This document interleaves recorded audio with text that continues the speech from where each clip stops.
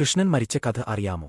ശ്രീകൃഷ്ണ ഭഗവാന്റെ മരണം ഒരു ലളിതമായ സംഭവമല്ല, മറിച്ച് ദൈവിക വിധിയുടെയും കർമ്മഫലങ്ങളുടെയും ഒരു പരിസമാപ്തിയായിരുന്നു. കുരുക്ഷേത്ര യുദ്ധത്തിനുശേഷം തന്റെ പുത്രന്മാരുടെ നഷ്ടത്തിൽ ദുഃഖിതയായ രാജ്ഞി ഗാന്ധാരി കൃഷ്ണനെ ശപിച്ചു. അവന്റെ ദിവ്യത്വത്തെ അവൾ അംഗീകരിച്ചെങ്കിലും യുദ്ധം തടയാത്തതിന് അവനെ അവൾ ഉത്തരവാദിയാക്കി. കൗരവരെപ്പോലെ യാദവ് രാജവംശവും ആന്തരിക കലഹത്തിലൂടെ നശിക്കുമെന്ന് അവൾ പ്രഖ്യാപിച്ചു. അത് ദൈവിക പദ്ധതിയുടെ ഭാഗമാണെന്ന് കൃഷ്ണൻ നിശബ്ദമായി ശാപം സ്വീകരിച്ചു. വർഷങ്ങൾ കടന്നുപോയി, യാദവന്മാർ അഹങ്കാരികളായി. ഒരു ദിവസം കൃഷ്ണന്റെ മകനായ സാമ്പനും മറ്റുള്ളവരും സാമ്പനെ ഗർഭിണിയായി വേഷം മാറി നാരദ, വിശ്വാമിത്ര, കണ്വൻ എന്നീ മുനിമാരെ പരിഹസിച്ചു. ഇതിൽ കോപാകുലരായ മുനിമാർ സാമ്പൻ അവരുടെ മുഴുവൻ വംശത്തെയും നശിപ്പിക്കുന്ന ഒരു ജീവിയെ പ്രസവിക്കുമെന്ന് ശപിച്ചു. സാമ്പൻ ഒരു ഉറച്ച ഇരുമ്പ് ഉലക്കയെ പ്രസവിച്ചപ്പോൾ ശാപം പ്രകടമായി. കൃഷ്ണൻ അത് പൊടിയാക്കി കടലിൽ എറിയാൻ ഉത്തരവിട്ടു. പക്ഷേ കഷ്ണങ്ങൾ അവശേഷിക്കുകയും കരയിൽ ഒലിച്ചുപോകുകയും പൊട്ടാത്ത ഇരുമ്പ് ദണ്ഡുകളായി മാറുകയും ചെയ്തു. അന്ത്യം മുൻകൂട്ടി കണ്ട കൃഷ്ണൻ യാദവരെ ഒരു പുണ്യ ഉത്സവത്തിനായി പ്രഭാസയിലേക്ക് കൊണ്ടുപോയി. മദ്യപിച്ചും അനിയന്ത്രിതമായും അവർ വാദിക്കുകയും പിന്നീട് ഇരുമ്പുവടികൾ ആയുധങ്ങളായി ഉപയോഗിക്കുകയും ചെയ്തു. ഒരു ക്രൂരമായ ആഭ്യന്തര യുദ്ധം പൊട്ടിപ്പുറപ്പെട്ടു. അത് യാദവരുടെ പൂർണ്ണമായ നാശത്തിലേക്ക് നയിച്ചു. കൂട്ടക്കൊലയ്ക്ക് ശേഷം ബലരാമൻ ധ്യാനിച്ച് ശരീരം ഉപേക്ഷിച്ചു. അനന്തശേഷൻ സമുദ്രത്തിലേക്ക് മടങ്ങി. ഇപ്പോൾ ഒറ്റയ്ക്കായിരുന്ന കൃഷ്ണൻ കാട്ടിലെ ഒരു മരത്തിനടിയിൽ ഇരുന്നു. കൃഷ്ണന്റെ കാൽപാദം ഒരു മാൻ ആണെന്ന് തെറ്റിദ്ധരിച്ച് ജരൻ എന്ന വേട്ടക്കാരൻ ഒരു അമ്പ് എയ്തു. അത് കൃഷ്ണന്റെ ശരീരത്തിലെ ഒരേയൊരു ദുർബലമായ ഭാഗത്ത് തട്ടി. തന്റെ തെറ്റ് മനസ്സിലാക്കിയ ജാരൻ ക്ഷമ യാചിച്ചു. അത് വിധിയാണെന്ന് കൃഷ്ണൻ ഉറപ്പു നൽകി. രാമനാൽ കൊല്ലപ്പെട്ട വാലിയുടെ പുനർജന്മമായിരുന്നു ജാരൻ.